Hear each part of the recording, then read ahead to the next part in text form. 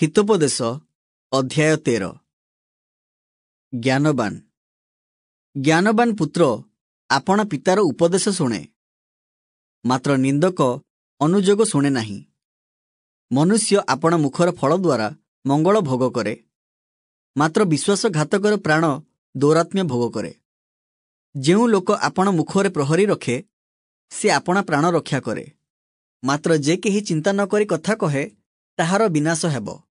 अलसुआ मनरे बांछा कले हें किछि पाए नाही, मात्र कर्मशील प्राण हृष्टपुष्ट हेब। धार्मिक लोक मिथ्या को घृणा करे, मात्र दुष्ट लोक दुर्गंध स्वरूप, आउ से लज्जा भोग करे। धार्मिकता सरल पथगामी को रक्षा करे, मात्र दुष्टता पापी को ओलटाई पकाए। केही आपणा को धनी देखाए, किंतु ताहार किछि ही नाही। केही बा आपणा को दरिद्र देखाए, किंतु ताहार महाधन अछि। मनुष्यर धन ताहार प्राणर प्रायश्चित स्वरूप, मात्र दरिद्र लोक धमक शुणे नाही। धार्मिकर दीप्ति आनंद करे, मात्र दुष्टमानकर प्रदीप निभाजिब। अहंकारु केवल कଳି उत्पन्न हुए, मात्र सुपरामर्श ग्राहक ठारे ज्ञान अछि। मिथ्यारे प्राप्त धन क्षय पाइब, मात्र हस्तरे अर्जित धन बढ़िजिब। आशा सिद्धिर विलंब मनर पीड़ाजनक, मात्र बांछार सिद्धि जीवन वृक्ष स्वरूप। जेउ लोक उपदेश तुच्छ करे, से आपणा उपरको विनाश आणे, मात्र जे आज्ञा को भय करे, से पुरस्कार प्राप्त हेब। मृत्युर फांदरु फेराइबा पई ज्ञानवानर व्यवस्था जीवनझर स्वरूप अटे। सुबुद्धिर फल अनुग्रह, मात्र विश्वासघातकर पथ कठिन अटे।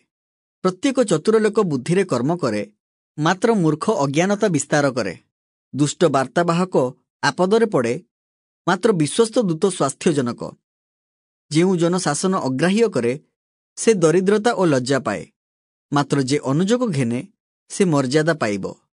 बांछा सिद्धि प्राण को मिष्ट लागे, पुणी मंद त्याग करिबार मूर्ख लोकर घृणा विषय। ज्ञानी संगरे गमनागमन कर, तहिरे तुम्भे ज्ञानी हेब, मात्र मूर्ख मानकर संगी क्लेश पाइब। पापी मानक पछे मंद गोड़ाए, मात्र धार्मिक मानकु मंगल रूप पुरस्कार दत्त हेब। उत्तम लोक आपण पौत्र मानक पाई अधिकार छाड़ी जाए, मात्र पापीर धन धार्मिक मानक पाई संचित हुए। दरिद्रर चाष द्वारा खाद्यर बाहुल्य हुए, मात्र अन्याय सकाशु काहार काहार विनाश हुए। जे बाड़ी व्यवहार करने को त्रुटि करे, से आपणा पुत्र को घृणा करे। पुणी जे ताहाकु प्रेम करे, से यथा कालरे शास्ति दिए। धार्मिक आपण प्राणर तृप्ति पर्यंत खाए, मात्र पापीर उदर अतृप्त थाए।